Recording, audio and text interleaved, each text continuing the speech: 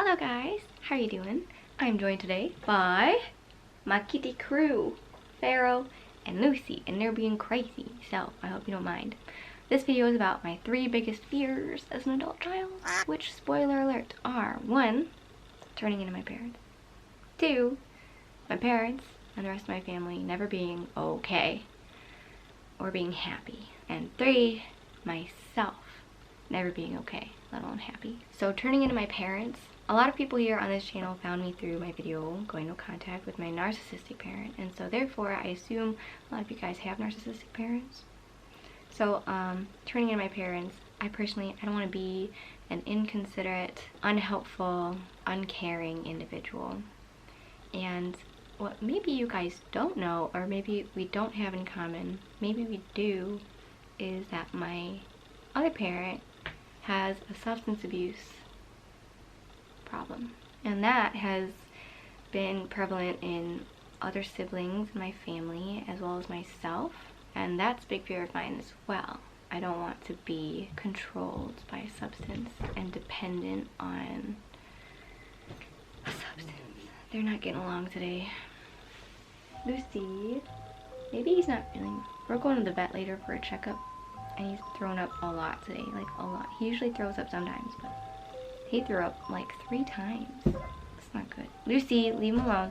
Leave him be. Lucy. Another thing is that my parent, who's narcissistic, is vulnerable. Like a vulnerable, narcissistic person always has health issues. And with my substance abuse parent, that causes health issues as well. Prioritizing this substance over like drinking water or taking vitamins or going for a run.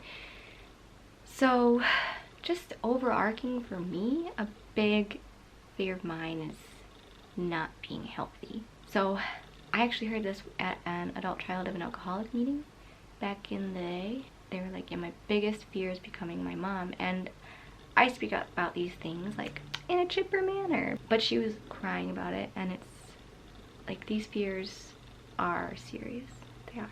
Even if I don't make everything sound so serious all the time, I'm trying to lighten your day, make you happy, uplift you, as well as say some real stuff, you know what I'm saying? So anyways, that's my fear. Share your experience down below, okay? That'd be awesome. Okay, so the second fear is that my parents and my family are never going to be okay.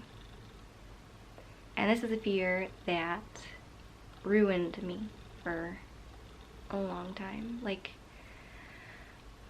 some of my most traumatic experiences were with my siblings being so sick, really with substance abuse, like to the point where I was worried for their lives.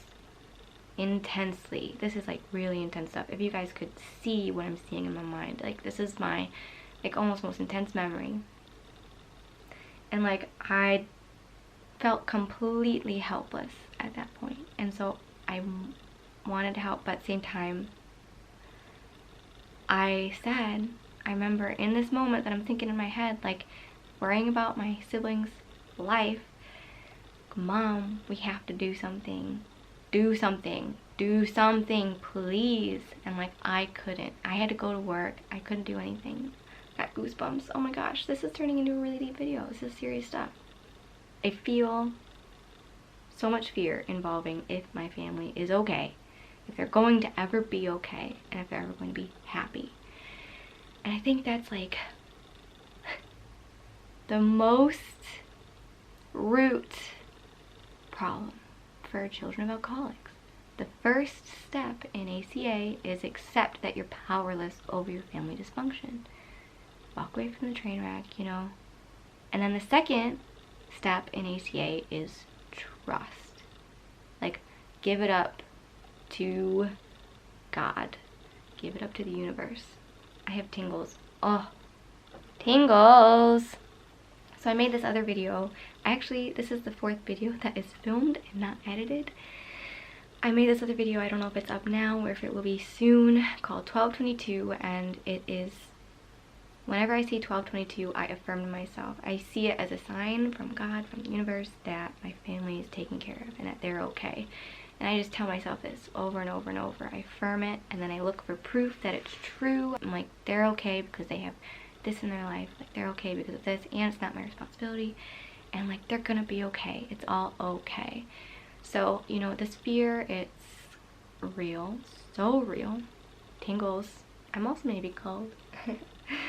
But I finally come to this place. I really have, where I'm like, okay, I think they're okay. And like, just acceptance. So these fears, I've really moved beyond them. I don't know. Wow, there's so much I could say. Moving on though.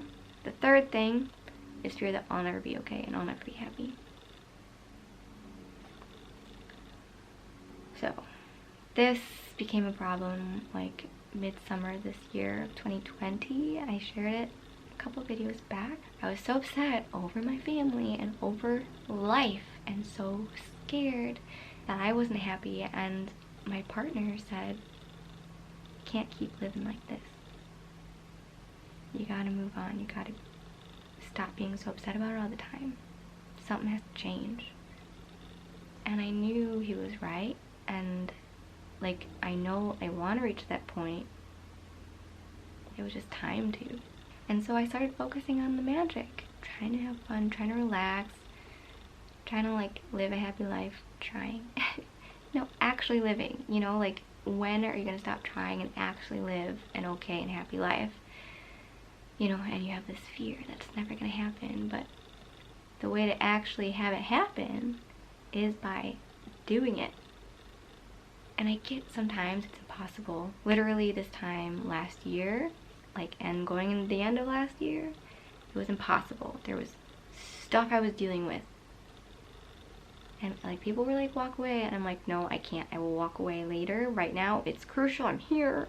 You know, there's just sometimes you can't. But and most times in your life, you just gotta live like it. You gotta live like you're okay and happy. And not focus on healing maybe, because you're living like you're okay and happy. There's people who have reached out and they're like, I'm sorry I haven't been watching your videos anymore. I have been focusing less on this trauma work and more on enjoying life. And I'm like, that's okay. I'm so happy for you. Ultimately, like, I love you guys. And some of us are actually friends. We talk all the time. But ultimately, I want you to be able to move on and be a happy person. And know that you want that too. So it'd be cool. I got in a rift with my cousin actually, because I was like, I think I'm like done with the meat and potatoes, the milk and cookies of my healing. Like, I'm ready to like kind of move on beyond it. And she's like, oh, it's a never-ending process. It's a never-ending process. And she said it in like this romanticizing way, which I understand. It's a never-ending process, but at the same time, like, when does it end? And I think there is an answer to that. Coming to a level of understanding, coming to a level of acceptance, gaining self-worth, so that even if you are in relationships with toxic people and your family members, what they're saying doesn't affect you, because you know your self-worth, and taking care of yourself in a way that makes you feel okay enough, like healthy, that you can be happy, and then like having good friends. You know, I think that there's like things to accomplish before maybe this can happen, but like, that it happens at some point. Like, I gotta move on. I don't want to be like constantly like realizing my self-worth and then like giving it up, or like having to realize it again, you know, in this like fireworks manner all the time of healing. Do you know what I'm saying? So yeah, those are my 3 biggest fears. I guess another 4th fear is, I didn't know, this is off the top of my head. A 4th fear is of abandonment. That was bad. Years ago, that was bad. In my relationship, I was so afraid of abandonment. I feel like me and my partner, we've had 2 relationships. There was like me pre-rock bottom and then me post-rock bottom. And like, honestly, a lot of my healing was fueled by this fear of abandonment. Like, I need to get better so that I can have him in my life. Super weird. I don't see, oh my gosh, my mind is just wild today. But I like it. I like when my mind is wild. I say I have a rich inner life, inner experience, inner world. It's rich. It's pretty fun, honestly. I have a fun time, like just thinking and then talking to you guys. Fear of abandonment. It's real. It was a big problem for me back in the day. Not so much anymore. And now actually, I am pretty sure I trigger people in my life's fear of abandonment. Like my siblings, they're like really attached, and I'm like sometimes like, no, I need my space. Anywho, that's another one. Okay, so I guess those are the 4 biggest fears of adult children. I'm trying to think, are there any more? Nope, I think that those are it. That last one was a good addition. Okay, and that was a really chatty video. If you're still here, thank you. Thank you for caring and watching and learning and introspecting. I'm sure it brought up some stuff for you, and you really did learn some stuff about me in this video without me even having that be the goal. Okay, I will talk to you guys soon. Peace. I do want to say one thing, and that is focus on the magic. Sometimes I get a little bit, you know, focused on this work, this healing, trauma, healing from my generational fears, this work. It's important to focus on the magic, focus on what's good in your life, focus on the kitties, focus on whatever it is that you have to be super grateful for. And so I want you to do that, and I also want to share with you something fun that I'm doing later today. Every week, my roommates and I have a cook-off. It used to be a cook-off. We would compete. But now we just make fun dishes. Last week, we actually all ordered pizza from different places. We had this pizza hodgepodge. It was so fun. This week, we made this list of nacho toppings of every letter of the alphabet. Avocados, beans, cayenne, Doritos, eggs, Fritos, Gouda, habanero. Funny stuff. And this week we're gonna make all these nachos. It's gonna look like that. Yeah, so pretty fun stuff. I'm excited. My friends and I, we do fun things. We do. So that's the magic happening in my life. As you share your fears, if you want to share the magic happening in yours, that'd be cool. That'd be cool. Okay? What do you have to be grateful for? There's so much. Look around you. Look within. You're breathing. You're alive. Woof. That's one thing. Okay. A drink before we get going. I'm a Pisces, y'all. Pisces. Lucy's drinking my coffee. She literally just drank it. She's a woman after my own heart.